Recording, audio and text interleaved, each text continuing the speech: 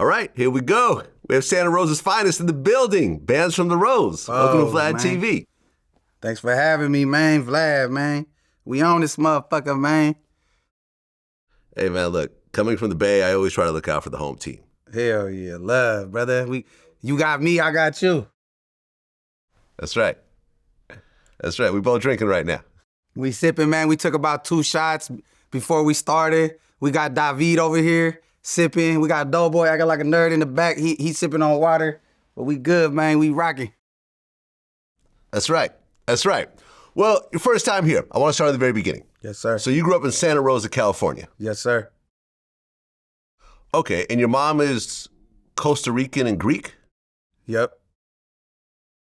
And your dad is Native American and Irish? Correct. Okay, so you're mixed kind of all different types of ways. I'm just a fucking Neapolitan ice cream. with some more shit on it. Now, growing up, you were raised by your mom? Correct. Okay, so where was your dad at? Shit, he was mobbing, he was rolling. He's just pushing all over the United States, Atlanta, Texas, Cali, you know what I'm saying? Like, there's a few times where I had seen him and shit. But yeah, for the most part, he rolling, you know what I'm saying? He lived in Sac before, he lived in Stockton before, he lived in Rosa before. At one point in time, he lived down the street from me. And I never fucked with him not one time. And he got other kids too that's not from my mom. Like, I got brothers from him, and they were all living down the street from me. And I'm like, you know your dad down the street with your brothers? I'm like, but I don't give a fuck. You know what I'm saying? Type shit. Okay, so you said you only met your dad twice? Yeah, probably like twice, yep. I mean, he was there till I was 3.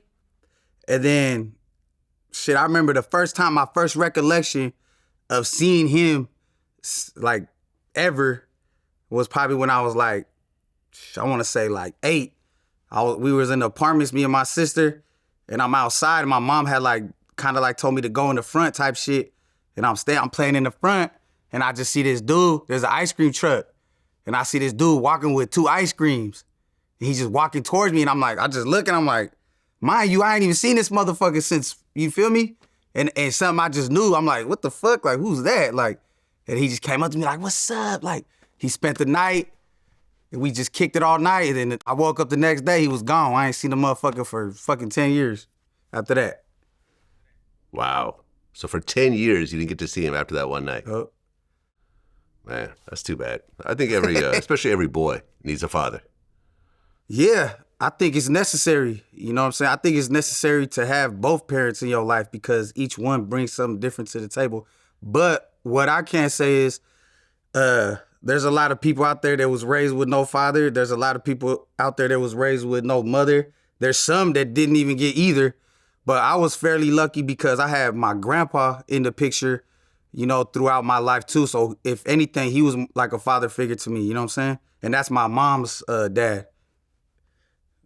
So he was dope. He had hella game, you know what I'm saying? He was raw, he articulate, intelligent, you know what I'm saying? And being that he was older, he wasn't with none of the bullshit. So, you know what I'm saying? Like, shit, I lived at his house throughout my life.